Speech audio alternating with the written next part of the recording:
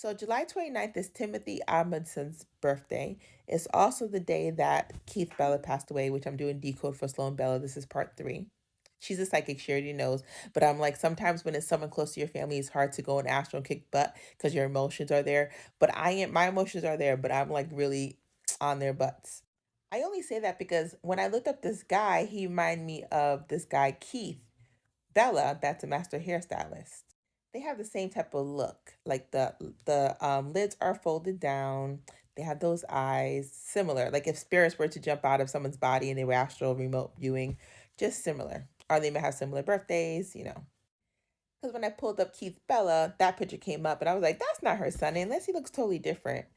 That he looks so different with hair, but then it wasn't him, I guess. So that was that situation.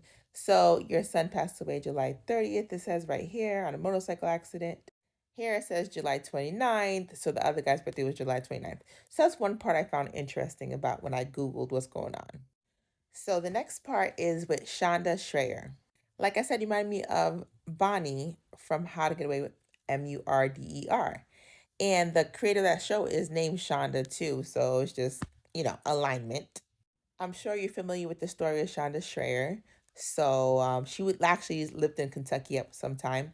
She passed away January 11th, and January 11th is Sagittarius on the 13th sign, just like your son. So that's probably why her energy always comes in. Plus, when I look at her hair looks like it should be on your head.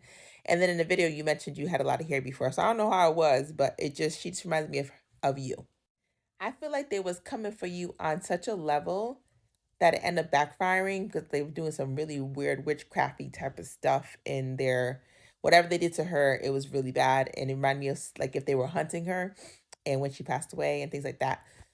So tell me what you think about the Shonda Schreier story and any connections to you could think of other than the connection of the Kentucky, because Kentucky's where they watch a lot of things because people are on some serious substances. Consciousness doesn't just stay in that hospital, it goes everywhere and it commits all these really horrible things. And they like it's like remote viewing times a million with people that are not even aware that that's what they're doing.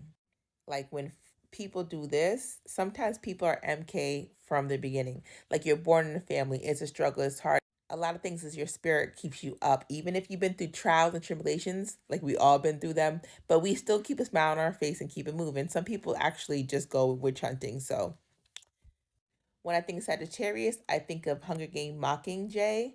So she has that Sagittarius type thing going on with her arrow and her bow. So let's tie our shoes and get this on. So part four next.